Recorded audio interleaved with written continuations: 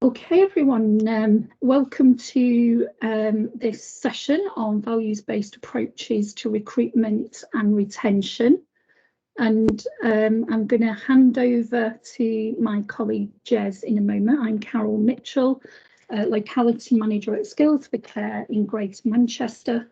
And over to you, Jez.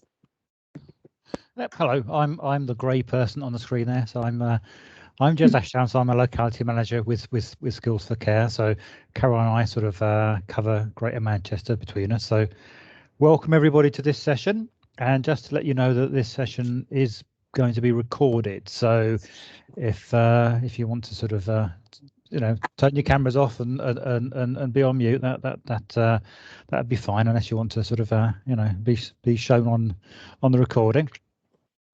So what we'll be covering in this brief session, and it's sort of quite a lot to sort of cram into an hour-long session. So we'll be talking about values and what values are for your organisation and how you try and identify those values. We'll be introducing you to our values-based recruitment and retention model. And it will be a whistle-stop tour, because it is really, there's to get into the detail of it, there is quite a lot of detail. So we will just sort of give you an overview of the model. And I think it's important just to emphasise it's not just about recruitment, it is about retention, which is just as important. We'll talk a bit about our safe and swift recruitment support that Skills for Care has developed sort of in response to the pandemic. And then we'll just talk about sort of, what, next steps that you want to take. And then there'll be time for any questions. So as I say, we've got quite a lot to get through, in an hour. So we shall try and crack on and try and stick to time. So the first question is really, it's, to you as an audience, what is your main recruitment challenge? I mean, we work with an awful lot of providers, big, small, from different localities and with different challenges. But these are some of the things that employers sort of say to us. One of the things that people have come out and said is that they get too many applicants without the right qualities. So this seems to particularly apply when there is, when relying on sort of, certain websites and certain sort of recruitment platforms where you might get an awful lot of applicants, but when you actually look at the qualities of those applicants, they're not suitable. Other times you don't get enough applicants or any applicants. We've certainly sort of had situation report where people have just had no responses to job adverts. Common one is people not turning up for the interview. And then sort of, it's actually sort of people who then sort of, start, and then you get a high proportion of people who leave, either during their induction or sometimes within a couple of days of starting. So there are lots of challenges to recruitment, and I think those challenges, certainly haven't got any easier in the last year. And we'll have to see what happens as sort of, the economy picks up and whether sort of those challenges become even more difficult. But really, in response to those sort of challenges is sort of where we think that we can sort of, the values-based recruitment model really sort of, can help. So this is just an overview. This is sort of, sort of a picture of the model. And it's a holistic model, so it doesn't just focus on one particular area. It looks at the bigger picture when it comes to recruiting and retaining people. And this model was sort of developed with with the sector, so it's not sort of, it is sort of an evidence-based sort of approach to the as a model, and it has been tried and tested, and certainly I think we think that it does sort of there's plenty of evidence there to show that it does work. But I think the important thing about the model is that it's not a sort of like a pick and mix type approach where you can just sort of have one bit of it without the rest, or you might sort of because we do find people quite often talk about them having a values-based recruitment process. And it might be that values-based recruitment process is maybe focused on one particular aspect. So it might be focused on the interview, or it might be focused on the advert. But actually, sort of the great thing about this model is that it's holistic. So it looks at the whole picture, and really that's where the benefits come into it. I think into where people do actually treat it as a whole model. Carol, in a minute, we'll be just sort of talking about sort of what we refer to as the 5 A's model, which was developed by Kerry Cleary and in partnership with Oxfordshire County Council, and it has been around for a while, so it's tried and tested. This isn't sort of a new thing that's been plucked out of the air. It sort of is a tried and tested approach. So in this session, we'll give you a quick sort of overview of the model. But we won't, have time to go into sort of all the details. And there's, we'll show you where there's plenty more information that you can get about this model. So the starting point is, I think, as employers, as organisations, you need to first think about what are your values and how you describe those values. And lots of organisations have things like mission statements. Or have describe sort of, sometimes they have descriptions of people's sort of behaviours that they are expected from their workforce. So and these are just when we've talked about this, we've done sort of sessions with employers, and the sort of words that come up when they start to sort of explore their values are around sort of kind, empathetic, knowledgeable. And I think, so the starting point of any sort of values-based recruitment and retention approach is actually starting to understand what your values are and talking to people about what your values are. So, you might want to sort of talk to people who you support. You certainly want to talk to, to your workforce. You might want to talk to sort of other people, stakeholders. You might want to talk to, it could be sort of, family members of people you support. So the starting point for this is actually trying to understand your values and talking to other people about those values. Because I think, until you can try and describe and identify those values, you can't really go into how you communicate those values. So now Carol's going to take you through the 5 A's of the model. So I'll now sort of just hand over to Carol for the next bit. Thank you very much, Jess. Okay, so this is a really quick whistle-stop tour. Jess, you're going to have to keep me to time, because otherwise I'll rabbit on all afternoon and it'll be tea time before we know where we are. Okay, so we're going to start the model by looking at articulate, which is the first of the A's that we are looking at. Okay, so what do we mean by articulate?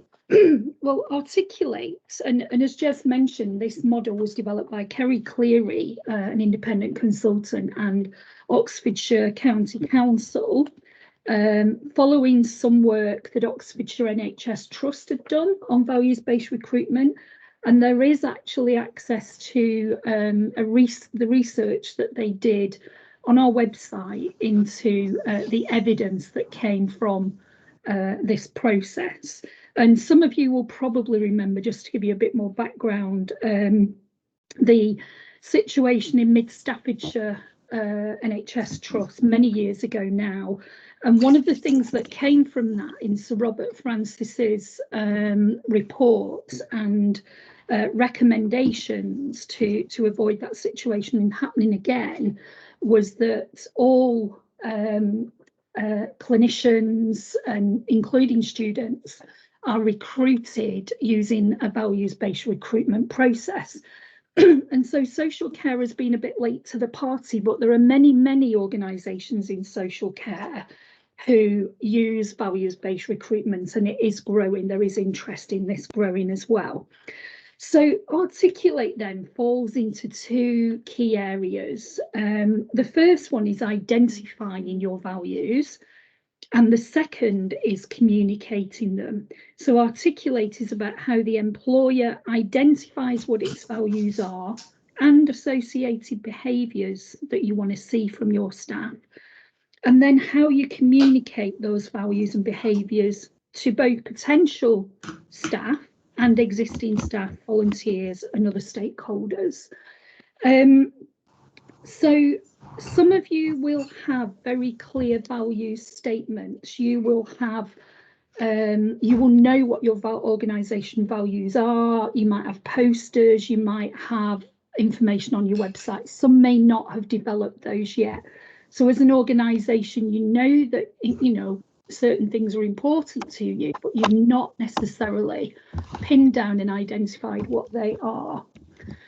So when you're identifying your values, basically it's, how are things done around here? What is important to us in providing a really good service?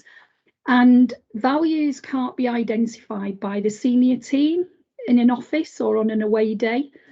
Values have to be identified over time with multiple stakeholders involved, particularly the people that might access your service, their loved ones, commissioners, staff, you know, the community in which you operate.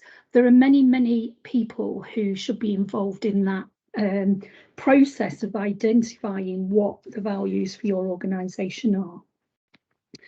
And it's important that as an organisation, you know how those values translate into the expected behaviours of your staff.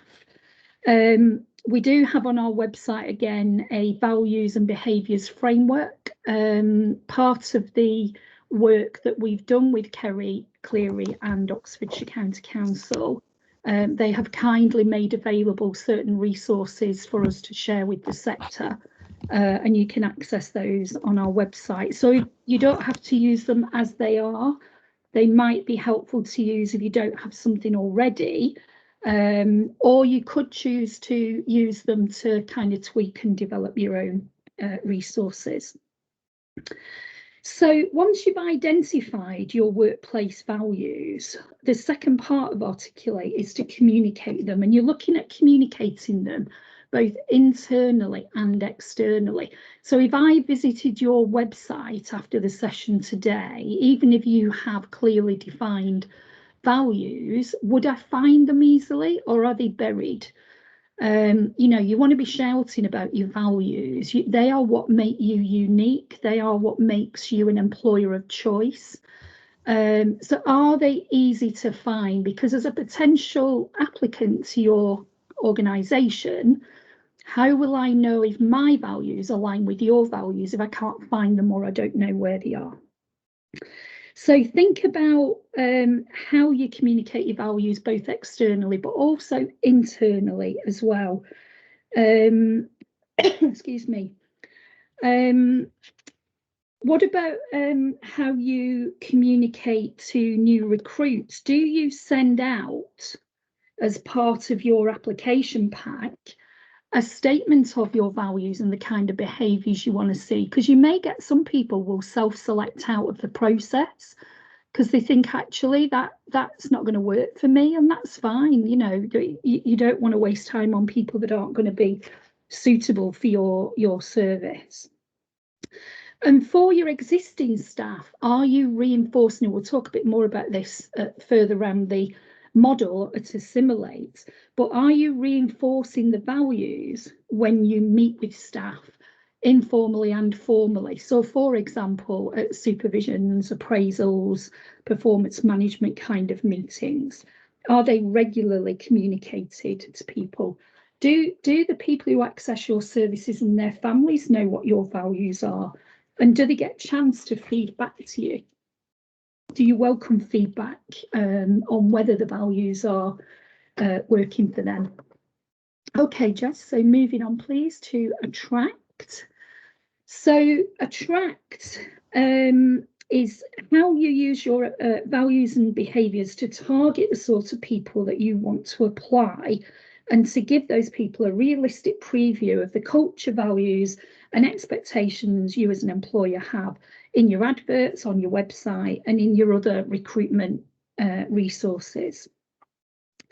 So we know that particularly in social care, and I guess in the NHS it's very much the same, that attracting staff into entry-level roles and particularly frontline care roles is a challenge. There's a huge shortage. At any one time in social care, we have around 112,000 vacancies across England at any one time.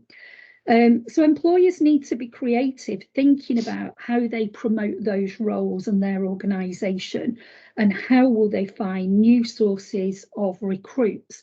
There may be groups of people you haven't previously targeted, and we know, for example, that our sector has a very low percentage, less than 7%, and even lower than that in some of our GM localities, of young people under the age of 25. It's not previously been a sector that attracts a high number of young people. Interestingly, throughout COVID, while other sectors such as hospitality and retail, we've had quite a few young people come into the sector, and it's been like a breath of fresh air. And I don't know if you can answer in the chat, but where you've employed people from other sectors during COVID, are they staying with you?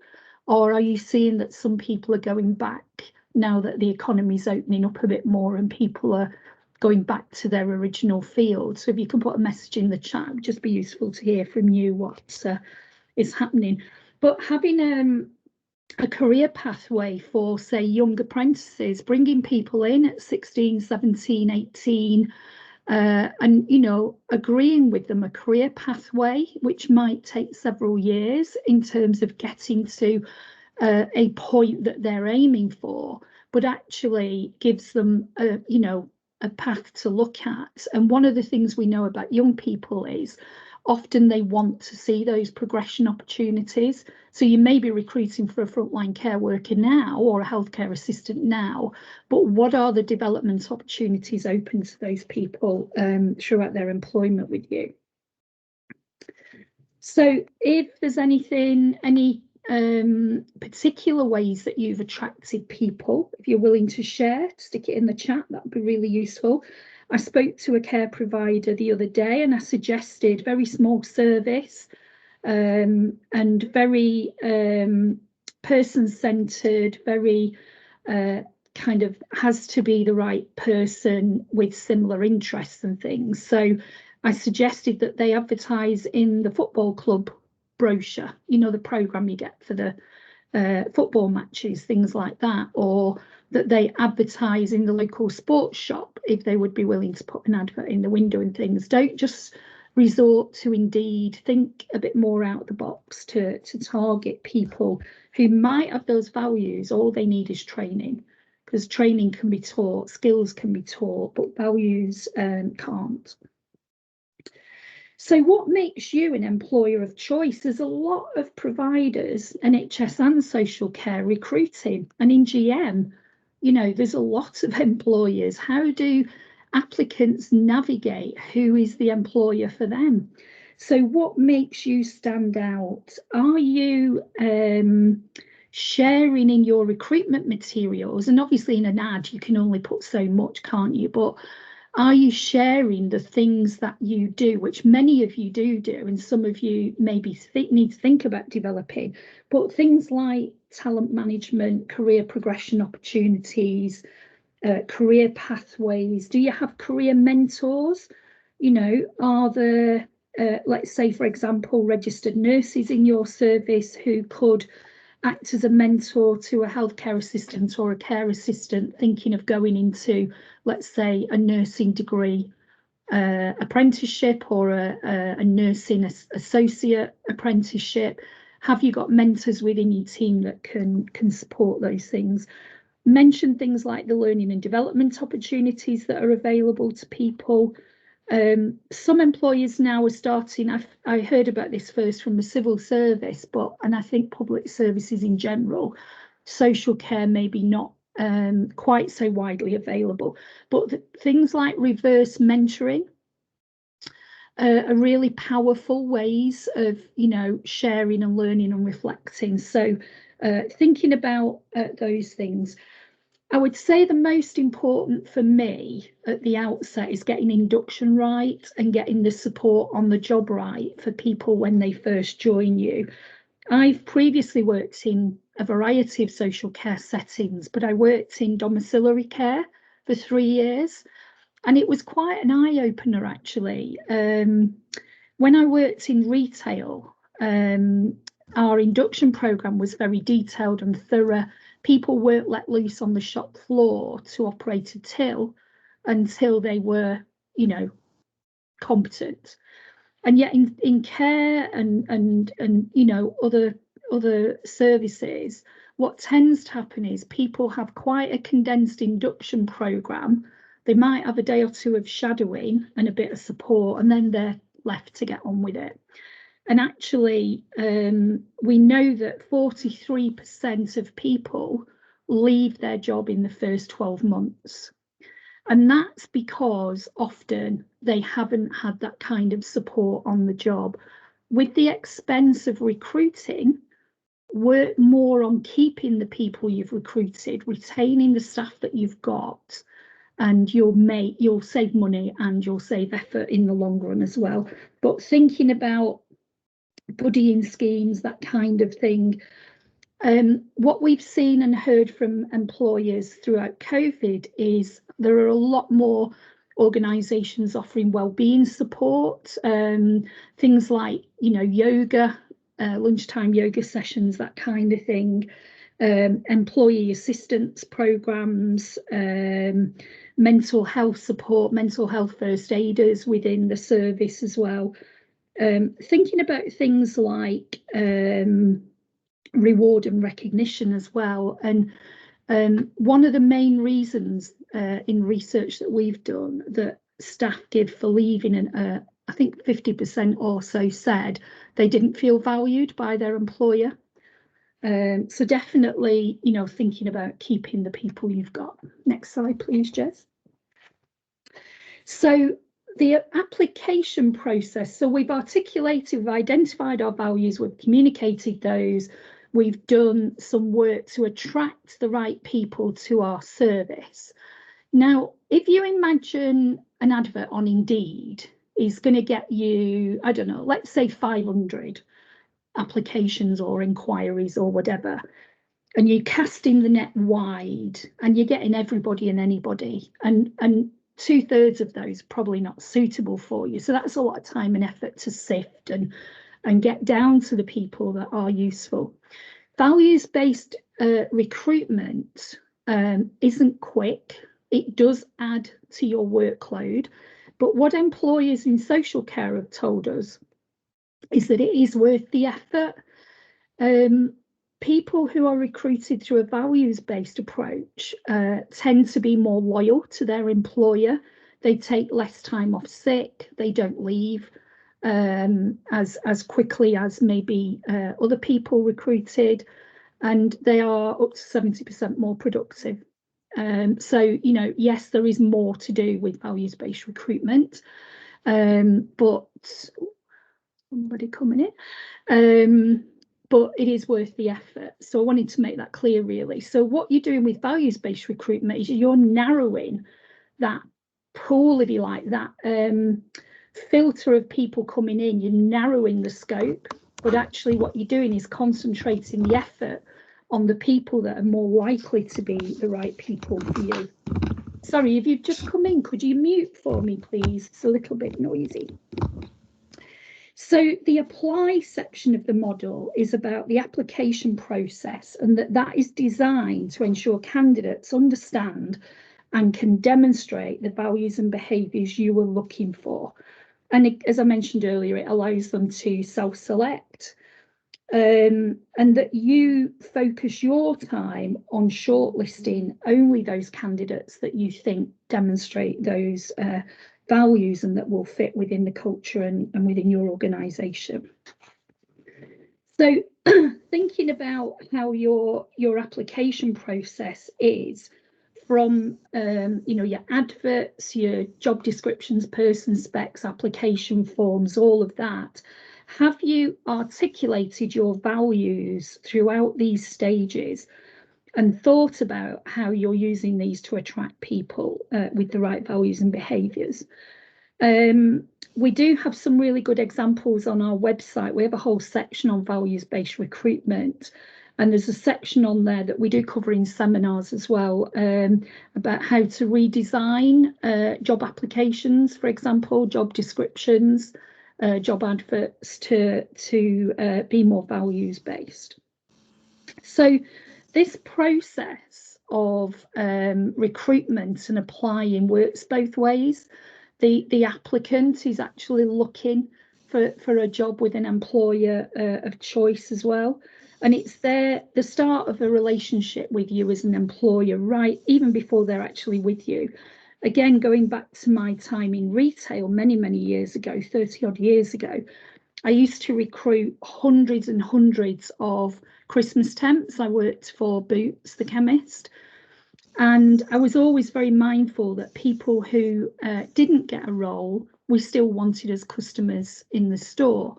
And again, if you're treating people with good values, I know that HR departments, and I've worked in HR myself, HR departments will say we don't have time to reply to every applicant, but there may be a way of doing that and still demonstrating your values and, you know, your caring side, if you like, just as you would for the people you support as well.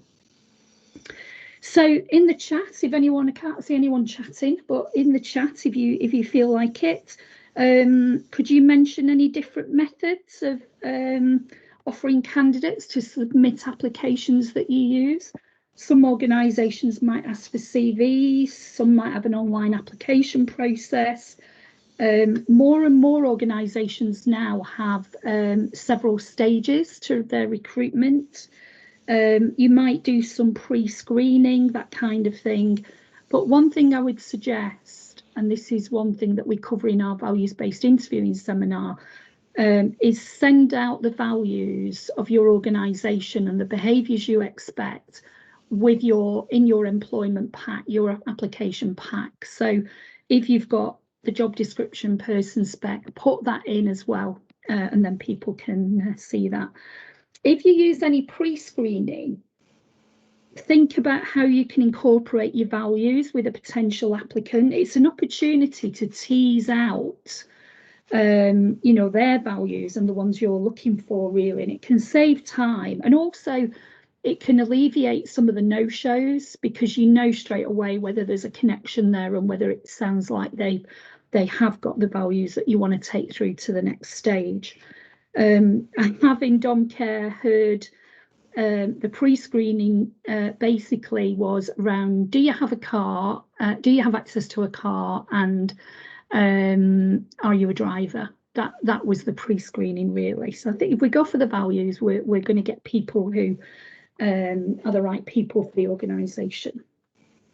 And I wonder how many of you in the past have recruited in the traditional way around experience, around qualifications, and you've maybe appointed someone on that basis, but actually their values and behaviours, once you're through the honeymoon period of the probationary period, you're then left with performance management issues, because they talk the talk at interview, they met your requirements, your essential requirements regarding qualification and experience, but actually they aren't the compassionate and caring and values driven person that you hoped they would be, and that you're just storing up issues further down the line, aren't you? So could including values earlier in your processes help you with those stages? And then just wanted to quickly mention about CVs. I know a lot of organisations do use CVs, and that's fine for getting a quick overview of things. But from a safeguarding perspective, you would need an application form filling in at some point, wouldn't you? And it also, you know, you can